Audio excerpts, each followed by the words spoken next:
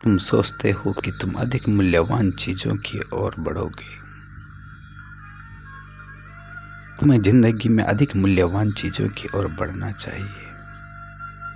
जिन्हें तुम मूल्यवान समझते हो उनसे अधिक। यदि तुमको सरदर्द हो तो गाली न देने का अभ्यास करो। तुम्हारे कान में जब दर्द हो तो कोसे नहीं।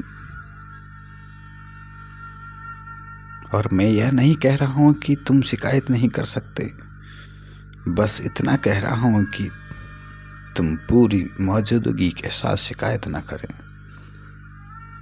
स्व इच्छा, तुम्हारी जो स्व इच्छा हो उसमें कठिनाई आएगी। और स्वैच्छिक कठिनाई उन तरीकों में से एक है जिससे तुम अपना आत्मिक बल बना सकते हो, मानसिक बल बना सकते हो।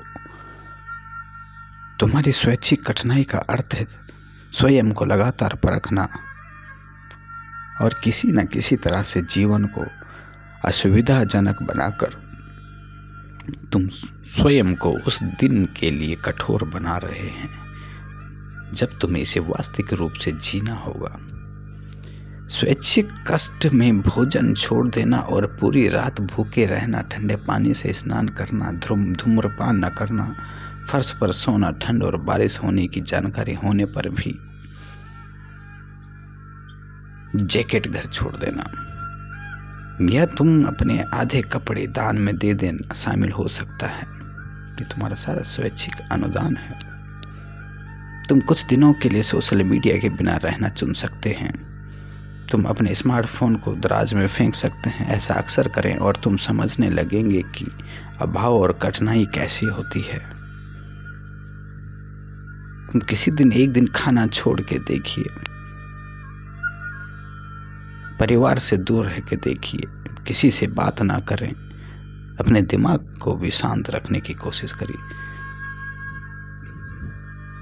तुम देखोगे क्या तुम्हारी स्वैच्छिक इच्छा है, तुम कितने ताकतवर हो, तुम कितने कमजोर हो।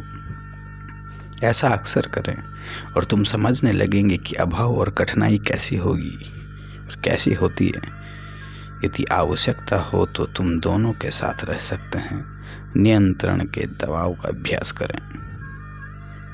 पश्चिम के दार्शनिक कहते हैं तुम्हारे पास अपने मन पर नियंत्रण है, बाहरी घटनाओं पर नहीं। तुम इस बात को समझो, तुम्हें शक्ति मिलेगी। छोटी छोटी बातों से तुरंत परेशान हो जाना तुम्हारे मानसिक अनुशासन के लिए भयानक है। तुम्हारे पास एक लक्ष्य है, तुम काम कर रहे हो, फिर भी किसी बाहरी चीज के बारे में विचार और परेशानी है तुम्हारे भीतर, जिसका अर्थ है वह तुमको नियंत्रण से बाहर कर रही है, तुमको पटरी से उतार देती है। इन परिस्थितियों में सबसे अच्छी बात जो आप कर सकते हैं वह है तुम द्वैतवाद को लागू करना। तुम अपने आप को यह समझाइए कि तुम नियंत्रण में तुम्हारे है क्या और क्या तुम्हारे नियंत्रण से बाहर है। यदि तुम जो स्वयं को नियंत्रण से बाहर उसे स्वीकार कर रहे, तुमको शांति का अनुभव होगा। अगली बार जब तुम परेशान और विचलित हो तो शब्दों पर गौर करें। क्या तुम्हारे जीवन में कोई समस्या है? नहीं तो चिंता मत करो। अगर है तुम इसके बारे में कुछ कर सकते हो। यदि हाँ तो चिंता मत करो। कभी भी पीड़ित की भूमिका न निभाएं। पश्चिम के दार्शनिक कहते हैं अपना काम करो तुम बिना शिकायत किए। क्या तुमने इनमें से कुछ कहा? मैं तो ऐसे ही पैदा हुआ, मैंने कुछ अलग नहीं सीखा। मेरे माता पिता ने बहुत बुरा उदाहरण पेश किया, बाकी सभी लोग ऐसा करते हैं। यह क्या है? लोग बेहतर बनने के प्रयास करने के लिए लगातार संघर्ष करते जा रहे हैं। लोग बेहतर प्रयास बनने के करने के बजाय जैसे है वैसे ही बने रहने को उचित ठहराने के लिए बहाने बनाते हैं। आपको जिम्मेदारी उठाने की जरूरत है। मुझे ही क्यों, मेरे मन में कई सवाल उठते हैं। मेरी मानसिकता मानसिक दृढ़ता की दुश्मन है। हो सकता है कि तुम्हारी कोई गलती ना हो, लेकिन तुम्हारा जीवन इस बात पर निर्भर करता है कि तुम यह निर्धारित करते हैं कि तुम्हारे नियंत्रण में क्या है। उन चीजों को अपने हाथों में लेते हैं तुमको तुरंत आत्मदया का सहारा लेने की बजाय इन बातों को इस तरह से समझने के लिए खुद को प्रशिक्षित करना चाहिए। जब कुछ गलत हो जाता है तो दूसरों पर दोष मढ़ना निश्चित रूप से आसान होता है, लेकिन केवल वे लोग ही आगे आकर स्थिति को सही दिशा में ले जा सकते हैं जिनमें मानसिक दृढ़ता होती है। भले ही इसमें उनकी कोई गलती ना हो। वह व्यक्ति बने जो कार्रवाई करने के लिए आगे आता है, अपने एक्शन लेने के लिए आगे आता है, न कि वह दूसरों को, और न कि वह जो दूसरों को कोसता है और देखता है और दोष लगाता है। तुम स्वयं को, अपनी वर्तमान स्थिति को पीड़ित न बनाओ। तुम जब नियंत्रण छोड़ देते हो और स्वयं को व्यक्तिगत जिम्मेदारियों से मुक्त कर लेते हो और अपनी स्वामित्व डोमिनेंट की भावना के बिना एक सार्थक प्रगति तक असंभव कार्य करने के लिए तुम आगे बढ़ते हो।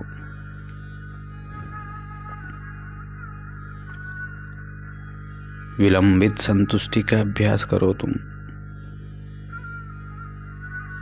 अच्छा महसूस करने के लिए तुम पैदा हुए हैं।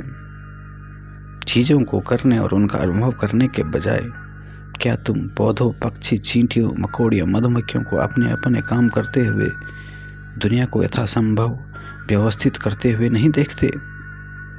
और जब एक इंसान के तौर पर तुम अपना काम करने को तैयार नहीं, तुम अपनी प्रकृति की मांग के अनुसार कार्य करने के लिए क्यों नहीं दौड़ रहे हो? विलंबित संतुष्टि में वह क्षमता शामिल है जिसमें तहत आप जो चाहते उसे पाने के लिए प्रतीक्षा करते हैं। कल्पना कीजिए जब तुम अपना वजन कम करने की कोशिश कर रहे हो कि किसी कंपनी की पार्टी में आपको स्वादिष्ट और आकर्षक भोजन परोसा जा रहा है। यदि तुम हार मान लेते हो और अपनी प्लेट को मोटापा बढ़ाने वाली चीज़ों से भर लेते हो तो इससे आपका खाना पीना बिगड़ सकता है, लेकिन तुमको तत्काल संतुष्टि का आनंद मिलेगा यदि तुम खुद को रोक पाते हो। शाम को सलाद खाने और गाजर खाने में बिताते हो तो संभवतः तुमको आगे चलकर इससे भी बड़ा इनाम मिलेगा। तुम उन अनिच्छा बढ़ने वाले पाउंड या वजन को जो तुम्हारा बढ़ा हुआ है उसको कम करना और अपनी पसंदीदा तुम्हें कपड़े पहनना, जीन्स पहनना, प्रलोभन का प्रतिरोध करने और अपने लक्ष्यों पर अडिग रहने की इस क्षमता को अक्सर तुम्हें आत्मसंतुष्टि मिलने का जो एहसास है, तुम्हारा जो ये मानसिक खुशी होगी, तुम्हारे आत्मसंतुष्टि और तुम्हारा जो ये शारीरिक सुख होगा वो वाकई आनंद देने लायक होगा। और संतुष्टि में देरी करना अक्सर इस व्यवहार और केंद्रीय हिस्सा माना जाता है जो तुम चाहते हो उसे अभी टाल दो ताकि बाद में शायद तुम्हें कुछ और बेहतर मिल जाए। उन नकारात्मक लोगों की अपेक्षा करें। जब कोई तुमको दोषी ठहराता है या तुमसे नफरत करता है तो लोग इसी तरह की तो आलोचना करते हैं। तो उनकी आत्मा में जाएं, अंदर झांकें और देखें कि वे किस तरह के लोग हैं। तुम महसूस करोगे इस बात को लेकर चिंतित होने की आवश्यकता नहीं, क्योंकि वे तुम्हारे बारे में कोई विशेष राय रखें। जब भी तुम सामान्य से हटकर यह घोषणा करते हैं, भले ही केवल अपने आप तुम से, कि आप मानते हैं कि आपके जीवन में एक विशेष उद्देश्य है, तुम इसे प्राप्त करने के लिए कुछ भी करने जा रहे हैं, तो नकारात्मक लोगों को आकर्षित करेंगे ही। वे नकारात्मक लोग जो सोचते हैं, विचारते हैं, उल्टा सोचते हैं, वे लोग होते हैं जो किसी चीज़ की आलोचना करते हैं, उस पर आपत्ति करते हैं, उसका विरोध करते हैं। ऐसे ना समझ लोगों को नकारात्मक कहना ही पसंद करते हैं। तो करूँगा, वे तुमसे प्यार तो कर सकते हैं, लेकिन वे प्रगति से डरते हैं, इसलिए वे हर चीज़ के खिलाफ हैं और उनकी राय आपके आत्मानुशासन के लिए बहुत बुरी है। तुमको यह समझने की आवश्यकता है कि किसी ऐसे व्यक्ति की राय से परेशान होना जिसे तुम नहीं जानते, जिसका सम्मान नहीं करते, मौसम को लेकर परेशान होने जितना ही मूर्खतापूर्ण है। यह ऊर्जा की बर्बादी है। उनकी आवाज़ सुने जाने लायक नहीं है। तुम्हारी मानसिक शांति को बाहरी लोगों को मत सौंपिए, ताकि वे उसमें अपनी इच्छा अनुसार खलल डाल सके। तुमको उन लोगों से सक्रिय रूप से, ईमानदार रूप से फीडबैक लेना चाहिए जिनका तुम सम्मान करते हो। तुमको मालूम है किसी का इतिहास नकारात्मक सोच रखने का है तो उसे नजरअंदाज करें। अनुकरण करने के लिए बुद्धिमान लोगों को खोजें। पश्चिम के दार्शनिक ऑरलस कहते हैं, अच्छे चरित्र वाले लोगों के साथ मेलजोल करना भी अच्छा रहेगा, ताकि तुम उनके जैसा जीवन जी सको। चाहे तुम किसी जीवित व्यक्ति को चुने या अतीत के किसी व्यक्ति को। अब समय आ गया है कि तुम अपने मानसिक और आत्मिक अनुशासन को मजबूत करने में मदद करने के लिए कुछ उत्तरों की ओर देखें, विशेष रूप से अपने रोल मॉडल जिसको तुम मानते हो, एक चरित्र, एक परिवार, एक मित्र, एक सहकर्मी, किसी को भी चुन सकते हो।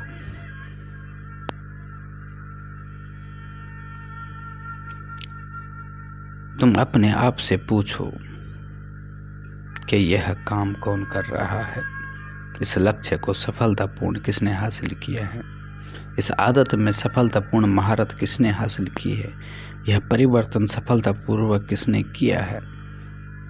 इस क्षेत्र में, उस क्षेत्र में कई क्षेत्र हैं, किसके पास आत्मिक शांति, आत्मिक अनुशासन, मानसिक अनुशासन है।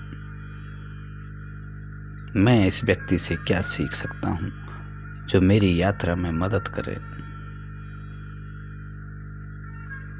उन लोगों से पूछने में समय लगाएं जिन्होंने स्वयं को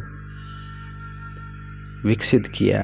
उनसे पूछें उन्होंने विशिष्ट कार्य किस प्रकार किए, उन्हें परिणाम कैसे प्राप्त हुए। तुम्हें चाहिए ईमानदारी से अपने दिन की समीक्षा करें। कुछ बातें तर्कसंगत है, आत्मा की विशेषताएं हैं, आत्म जागरूकता, आत्म परीक्षण और आत्म नियंत्रण। यही तुम्हारी फसल है। तुम्हारा उद्देश्य सफल होना है। तुम्हें अधिक अनुशासित बनने का सबसे अच्छा तरीका है स्वयं का निरीक्षण करना और अपनी कमजोरियों को ढूंढना। पूरी तरह ईमानदार रहें और इस समय का उपयोग अपने अवचेतन मन से जुड़ने में करें। नियमित आधार पर शाम को आत्मचिंतन का अभ्यास करें। आप अपने दिन के प्रत्येक चरण में अधिक आत्म जागरूक बन सकेंगे, क्योंकि तुम तुम्हारे अंदर प्रश्न है। तुम अपने आप से पूछें, तुमने आज क्या अच्छा किया? मेरे अनुशासन और आत्मसंयम की परीक्षा कहाँ हुई? मैंने कहाँ अच्छा प्रदर्शन किया? मैंने क्या बुरा किया? ऐसा क्यों हुआ? इसके अलावा मैं कैसे सुधर सकता हूँ? क्या तुम जानते हैं कि तुम कल को कैसे बेहतर बना सकते हैं? लेकिन तुम अपने आप को दोष मत दीजिए। कुछ आत्म करुणा रखें। शोध से पता चलता है कि अपने आप को क्षमा करना, न कि खुद को कोसना, आपको चीज़ों को टालने से रोकता है। और सिर्फ अपने प्रति ही आलोचनात्मक मत बनिए। इस बारे में सोचें कि अपने आप से पूछें, तुमने क्या अच्छा किया ताकि उसे कल दोहरा सके। तुमको चाहिए आज जो अच्छा किया, आज जो अच्छा हुआ, उसके लिए आभारी बने, धन्यवाद दें।